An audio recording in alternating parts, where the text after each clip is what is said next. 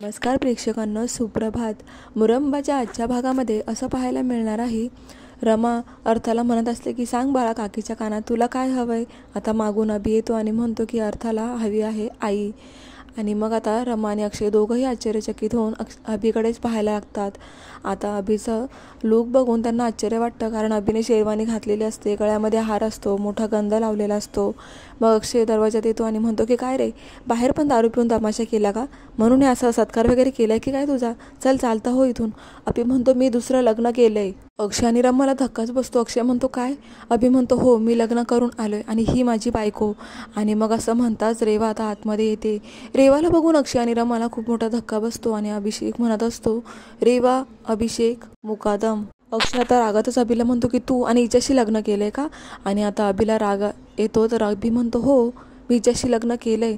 आता अक्षय आजी सर्वांना आवाज द्यायला लागतो की आनंद दादा, काका, सर्वांनी खाली या बरं. आता अक्षयने आवाज दिल्याबरोबर सर्वच तिथे जमा होतात. तर अभि म्हणत असतो की काय आहे ना, मी खूप ऑब्स्टॅकल झालो होतो. खूप दिवसांपासून मला आधाराची गरज होती. मी एकटा पडलो होतो आणि मला माहिती आहे आरतीनंतर जर कोणी माझी काळजी करणारं असेल तर ती आहे रेवा. आता रेवा लगेचच रमाला म्हणते की अगं रमा, तुझी जाऊ आली आहे ना, तिचं स्वागत नाही करणार तू? बोलांडून तिला घरात नाही घेणार? आता आजी लगेचच अभिला म्हणतात अभि. लगेच अभि म्हणतो की आई आजी, फक्त रेवा नाही, रेवा अभिषेक मुकादम. आयाजी खूप चिडतात आणि म्हणतात की अभि, डोकं ठिकाणावर आहे का तुझं? रेवा लगेचच आयाजींच्या पाया पडायला जाते आणि म्हणते की आयाजी, खरंच माझं खूप चुकलंय, मला माफ करा, मी खूप तुम्हाला त्रास दिलाय, पण खरंच आय ट्रस्ट मी, माझ्यावर विश्वास ठेवा, मी आता बदलली आहे. तरी आयाजी म्हणतात की रेवा, मीठ आणि पिठी साखर ना हे सारखेच दिसतात, पण मीठ हे खारट असतं आणि पिठी साखर गोड. मीठ हा त्याचा गुणधर्म कधीच सोडत नाही. मीठ हे खारट ते खारटच असतं. तरी रेवा म्हणते की आयाजी, मला माहिती तुमचा माझ्यावर विश्वास बसणार नाही, पण ट्रस्ट मी खरंच बदलली आहे, मला एक संधी द्या. अक्षय म्हणतो हो का, म्हणजे आता आम्ही तुझं ऐकायचं आहे का? अक्षय म्हणतो की आता तुझ्यावर विश्वास ठेवायचा का आम्ही?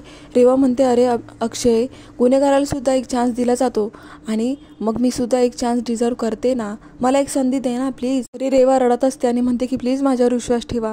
मला माहिती आहे तुम्ही आधी माझ्याशी कसे वागले ते आणि मी तुमच्याशी कशी वागली ते. मला सर्व गोष्टींचा पश्चाताप झाला आहे, मी खरंच बदलली आहे. आणि आता तुम्हाला असं वाटतंय ना, तर अभि सांग बरं यांना. लगेचच रमण काका म्हणतात की अभिजित, काय चाललंय तुझं? हे एवढं मोठं पाऊल उचलण्याआधी मला एका शब्दाने सुद्धा तुला विचारता आलं नाही का? अभिषेक म्हणतो की हो, मुद्दामूनच मी नाही सांगितलं तुम्हाला. माझ्या प्रत्येक गोष्टीला तुमचा नकार असायचा आणि मग ही गोष्टीसुद्धा तुम्ही नकारातच घेतली असती आणि म्हणूनच मी तुमच्यापासून ही गोष्ट लपवून ठेवली. आणि तसंही जर मी आयुष्यभर तुम्हाला दुःखच दिलं असेल तर हे समजा सरप्राईज. आयाजी खूप चिडलेल्या असतात. त्या म्हणतात की रेवा, तू हे चांगलं नाही केलंस, मी तुला ह्या घरातून निघून जायला सांगितलं होतंस. तर रेवा म्हणत असते की आयाजी प्लीज, तुम्हीच मला म्हणाला होतात ना की तू या घरात कोणीच नाही आहे, निघून जा, तेव्हा मी निघून गेली होती. पण आयाजी, मी आज तुमची नाचसून म्हणून आली आहे ना. रेवा आता आयाजींच्या बाजूला येते आणि म्हणते की आयाजी, मला तुमचे आशीर्वाद हवे आहेत. आयाजी म्हणतात की मी तुला कधीच माझी नाचसून मानणार नाही. असं म्हणून आयाजी रागानेच त्यांच्या रूममध्ये निघून जातात. तर इकडे रेवा त्यांना ओरडून ओरडून बोलवत असते आणि इकडे रमा तर रडायलाच लागते. पुन्हा एकदा अभिषेक आता रेवाला म्हणतो की रेवा, हे असंच घडणार होतं याची कल्पना आपल्याला होतीच ना, अजून कोणाला काही बोलायचं का? असं सर्वांना अभिषेक म्हणत असतो. आमचं जर हे नातं तुम्हाला मान्य नसेल ना, तर आम्ही आल्या पावली मागे जातो. पण रेवाशी बोलताना आता विचार करून बोला, कारण ती फक्त रेवा नाहीये, तर ती रेवा अभिषेक मुकादम आहे. आता अभिचं बोलणं ऐकून शशिकांत सुद्धा रागाने त्यांच्या रूममध्ये निघून जातात. इकडे अभिषेक म्हणत असतो की बोला ना, कोणाला काहीच बोलायचं नाहीये का?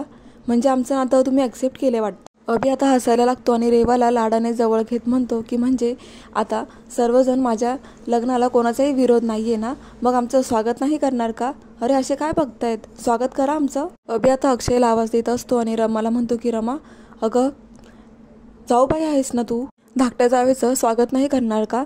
दादा, वहिनी, आणा ना माप, आमचं स्वागत करा. आता रमा लगेचच अर्थाला रमाकांत काकांकडे देते आणि आतमध्ये जाते. तर सर्वजण तिच्याकडेच बघायला लागतात.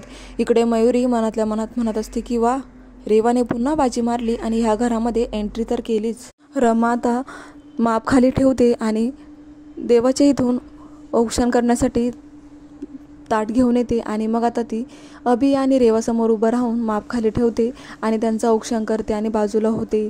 ती हे सर्व करत असताना अक्षय, सीमा सर्वांचे तोंड मात्र बघण्यासारखे होतात, पण कोणी एका शब्दाने सुद्धा काहीच म्हणत नसतं.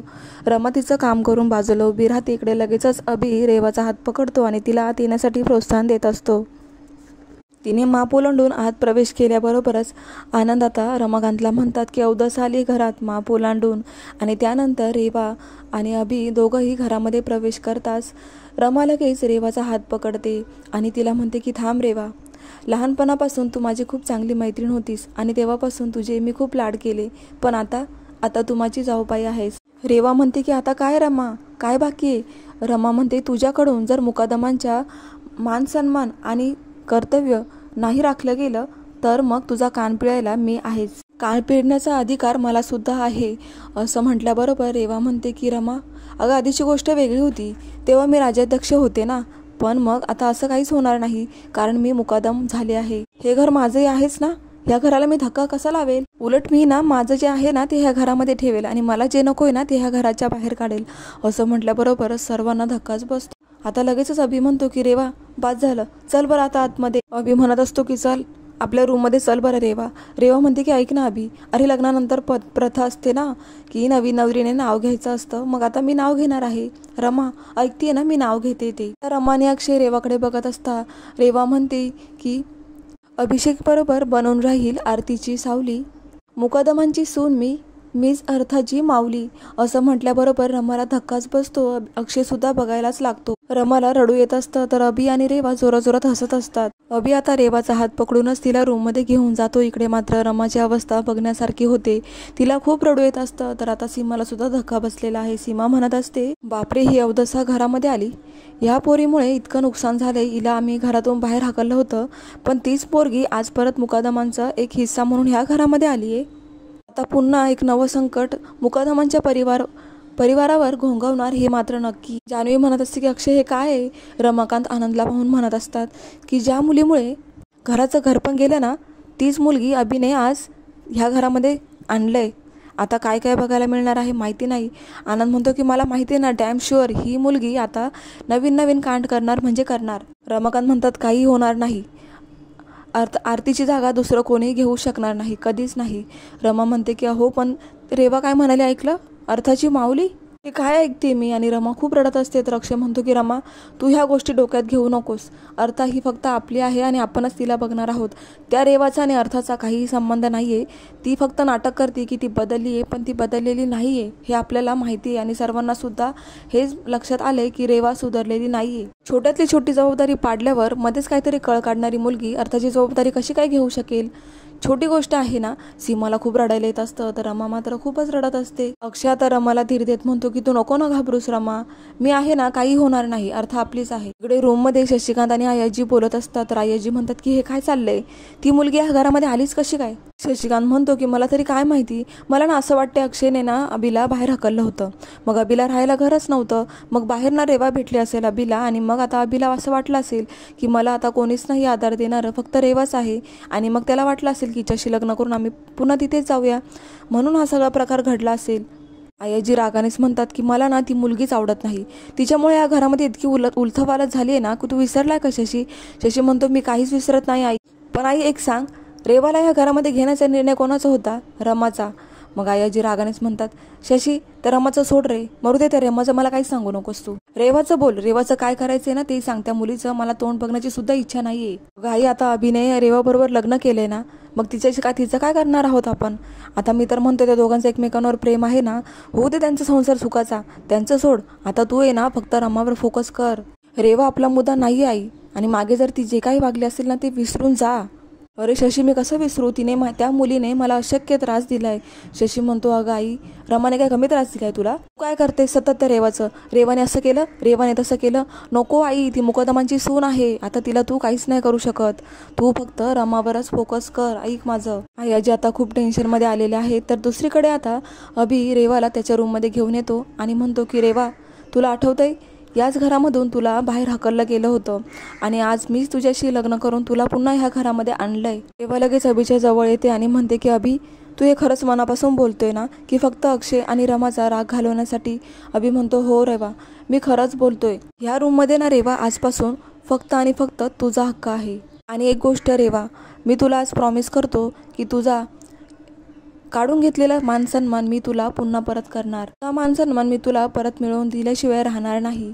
मग रेवा म्हणते की अभि, आज मी सुद्धा तुला एक प्रॉमिस करणार आहे की आयुष्यात तुझा जो अर्धा रिकामा भाग आहे ना, तो मीच भरून काढणार आणि तुझ्या प्रत्येक सुखदुःखात मी तुला साथ देईल. असं म्हणताच रेवा आता अभिच्या गळ्यामध्येच पडते आणि मग आता अभि म्हणतो की ठीक आहे, थांब जरा, थोड्या वेळ मी आलोच. असं म्हणून अभि तिथून बाहेर जातो. तर दुसरीकडे रेवाला पुन्हा जुन्या गोष्टी आठवत असतात. ती मनातल्या मनात विचार करते की तिला आई आजीने आणि सीमाने कसं बाहेर हाकललं होतं आणि पुन्हा एकदा तिचं रूप बदललेलं दिसणार आहे. तर दुसरीकडे आता ती पुन्हा स्वप्न बघते की अभिची बायको म्हणून आता मी ह्या घरामध्ये कसं माझं नाव गाजवू. तर हा भाग इथे संपतो. पुढील भागामध्ये असं पाहायला मिळतं, अक्षय हा रेवाजवळ येतो आणि म्हणतो की रेवा, एक लक्षात ठेव, माझ्या बायकोला आणि अर्थाला जराही त्रास झाला तर मात्र मी कुठल्याही थराला जाऊ शकतो.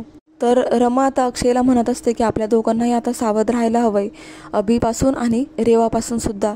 आणि मग आता हा भाग इथे संपतो. तर प्रेक्षकांना आजचा भाग कसा वाटला हे कमेंट करून नक्की कळवा आणि नवीन असाल तर चॅनलला सबस्क्राईब करायला विसरू नका. नोटिफिकेशनसाठी ऑलवर क्लिक करा. धन्यवाद.